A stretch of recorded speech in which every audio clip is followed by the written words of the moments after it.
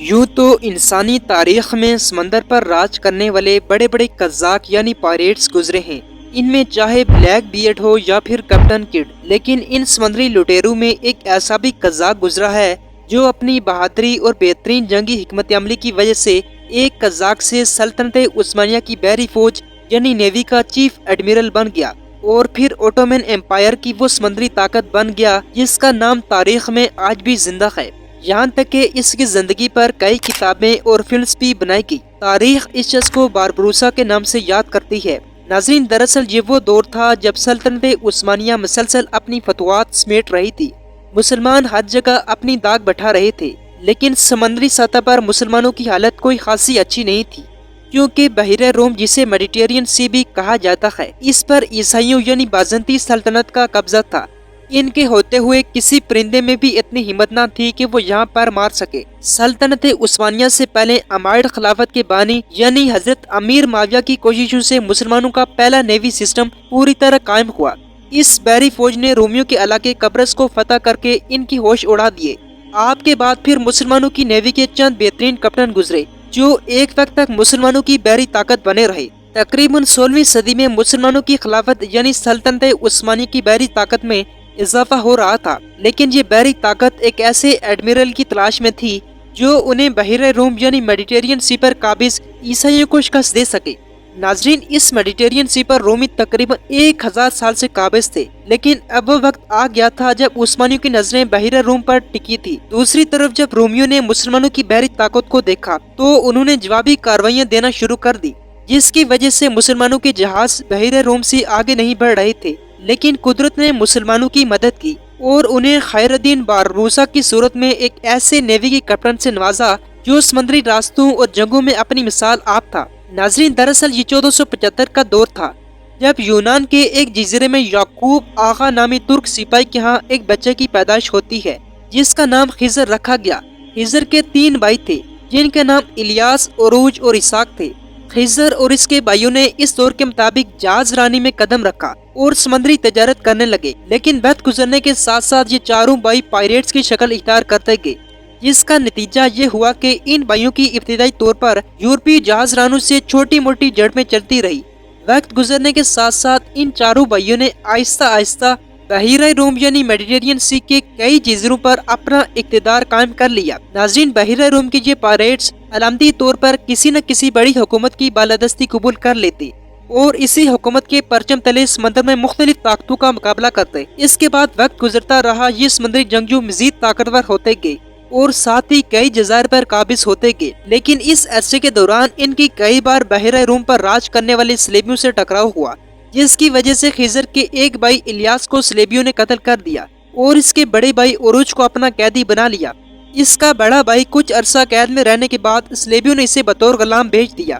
اس غلامی کی زندگی سے آزادی حاصل کرنے کے بعد خضر کا بھائی عروج پہلے اٹلی اور پھر مصر پہنچا، جہاں اس کی ملاقات اس وقت کے سلطان قنصر غورث سے ہوئی۔ سلطان چونکہ ان بھائیوں کے کارناموں کے بارے میں آگاہ تھا، لہٰذا اس نے عروج کو ایک جہاز عطا کیا تاکہ یہ مسیحیوں کے زیر قبضہ بحیرہ روم پر حملہ کر سکے۔ ناظرین، اس کے بعد تقریباً 1504 سے لے کر 1510 تک عروج اور اس کے بھائی اسپین سے نکالے گئے مظلوم مسلمان مہاجرین کو شمالی افریقہ تک پہنچانے کا کام کیا کرتے تھے۔ عروج نے مسلم مہاجرین کے کئی جہاز اسپین سے شمالی افریقہ کے ساحل تک پہنچائے، جس کی وجہ سے اسے کافی شہرت حاصل ہو گئی اور اس کا نام احتراماً بابا عروج یا باربروسا پڑ گیا۔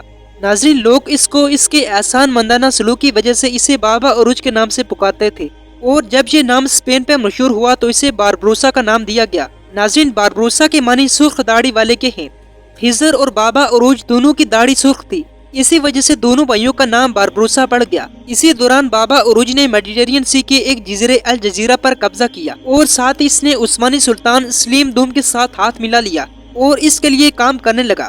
ناظرین، عثمانی سلطان بابا عروج سے بہت متاثر تھا، لہٰذا اس نے اسے الجزیرے کا امیر نامزد کر دیا، لیکن اتنی ساری کامیابیاں سمیٹنے کے بعد اب وہ وقت آتا ہے جب بابا عروج کو یورپی جہازوں نے ایک دن لڑائی کے دوران موت کے گھاٹ اتار دیا اور اسی جھڑپ میں اس کا ایک اور بھائی اسحاق بھی مارا جا چکا تھا۔ ناظرین، اب ان چاروں بھائیوں میں سے صرف اکیلا خیر الدین باربروسا، جسے خضر بھی کہا جاتا ہے، وہ بچ گیا اور پورے الجزیرے کا حکمران بن گیا۔ اپنے بھائیوں کی شہادت کے بعد خیر الدین باربروسا نے ہمت نہیں ہاری اور مسلمان مہاجرین کی مدد کے ساتھ ساتھ اس نے الجزیرہ پر حملہ آور یورپی جہازوں کو کئی دفعہ اکیلے شکست دی۔ اس کے بہادری کے چرچے نہ صرف آس پاس کے جزائر پر بلکہ سلطنت عثمانیہ تک پہنچ چکے تھے۔ دوسری طرف سلطنت عثمانیہ کا حکمران سلطان سلیم بھی اپنی بحری طاقت مضبوط کرنے کی فکر میں تھا، لہٰذا اس نے خضر جو کہ اس وقت مہاجرین کی آباد کاری میں مصروف تھا اور اپنے بڑے بھائی بابا عروج کا لقب باربروسا اختیار کر چکا تھا، ان تمام حالات کو دیکھتے ہوئے سلطان سلیم نے خضر کو اپنی نیوی کا ایڈمرل یعنی امیر البحر بنا دیا۔ ناظرین، اسی کے ساتھ ہی خیر الدین باربروسا کی زندگی کا ایک نیا دور شروع ہوتا ہے۔ اس نے عثمانی نیوی میں نئے جنگی جہاز شامل کیے اور عثمانی بحریہ کی تربیت اور بھرتی کا عمل اس نے اپنے سر لے لیا۔ اس کے بعد خضر باربروسا نے عثمانی بحری افواج کو لے کر سب سے پہلے اس نے اٹلی کے مقبوضات پر حملہ کیا اور کئی جزیرے عثمانی حدود میں شامل کیے۔ ناظرین، اس کے بعد تقریباً 1534 میں اس نے تیونس پر قبضہ کر لیا۔ اس کے حملے کے ساتھ ہی وہاں کا حکمران فرار ہو گیا۔ ناظرین، 1535 میں یورپ کا شہنشاہ چارلس پنجم جو چارلس اول کے نام سے اسپین کا بادشاہ تھا، اس نے کچھ اور لوگوں کے ساتھ مل کر تیونس پر حملہ کیا۔ یہ حملہ تقریباً 1 ماہ تک چلا اور خضر باربروسا کو یہاں شکست ہوئی۔ اس شکست کے بعد خیر الدین باربروسا نے عثمانی بحریہ کو مزید طاقتور کیا اور جدید جہازوں کے ساتھ ساتھ وینس کے جزائر پر حملہ کیا۔ یہاں اس کو زبردست کامیابی ملی۔ ناظرین، اس کے بعد 1538 میں اب وہ وقت آتا ہے جب مسلمانوں کے خلاف عیسائی اتحاد تشکیل پاتا ہے، جس میں اسپین، رومی سلطنت، وینس، مالٹا اور کئی دوسرے عیسائی جہازران شامل تھے۔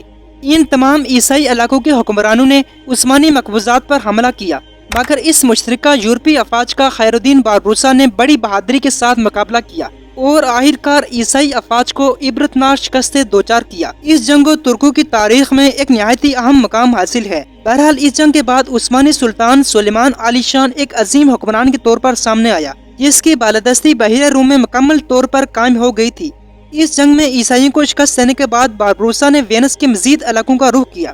اس کے بعد 1540 میں باربروسا نے اسپین اور اٹلی کے مشترکہ بیڑے کو دوبارہ شکست دی، یہاں تک کہ اس سال چارلس پنجم جو یورپ کا مشترکہ شہنشاہ تھا، یہ عثمانی سلطان کے ساتھ معاہدہ کرنے پر مجبور ہو گیا۔ عثمانیوں کے اس سلطان کے بہترین کارناموں کی وجہ سے اسے تاریخ میں سلیمان دی میگنیفیسنٹ کے نام سے یاد کیا جاتا ہے۔ ناظرین، کہا جاتا ہے کہ باربروسا کے دور میں ہی مسلمانوں کی تاریخ کا ایک ایسا المناک واقعہ پیش آیا جسے سکوت گرناتا یا پھر گرینیڈا وار بھی کہا جاتا ہے، جس میں اسپین پر مسلم اقتدار کا مکمل طور پر خاتمہ کیا گیا۔ اس دن جو مسلمانوں کی حالت تھی وہ بتاتے ہوئے انسانی آنکھ نم ہو جاتی ہے۔ بہرحال کہا جاتا ہے کہ اس واقعے میں بھی باربروسا نے براہ راست حصہ لیا تھا اور اپنے جہازوں میں مہاجرین کی المناک داستانیں سنی تھی۔ کہا جاتا ہے کہ اس نے اسپین پر دوبارہ قبضہ کرنے اور اسے دوبارہ اسلامی سلطنت کا حصہ بنانے کا منصوبہ بنایا تھا، مگر اسپین پر یہ حملہ ناکام ہوا۔ بہرحال خضر یعنی باربروسا نے اپنی زندگی میں کئی فتوحات حاصل کی۔ تقریباً 1544 عیسوی میں مشترکہ یورپی افواج کو شکست دینے کے بعد خیر الدین نے بطور امیر البحر ریٹائرمنٹ لے لی۔ اپنی ذمہ داریوں سے فارغ ہونے سے پہلے وہ اپنے کئی شاگردوں کو عثمانی بحریہ کے لیے تیار کر چکا تھا۔ اپنی زندگی میں بے شمار کامیابیاں سمیٹنے کے بعد خضر بالآخر 1546 میں انتقال ہو جاتا ہے۔ امید کرتا ہوں آپ کو اس ویڈیو میں بہت سی چیزیں جاننے کو ملی ہوں گی۔ اگر آپ ہمارے چینل پر نہیں تو ہمارے چینل کو سبسکرائب کیجیے۔ تب تک کے لیے اجازت دیجیے۔ اللہ حافظ۔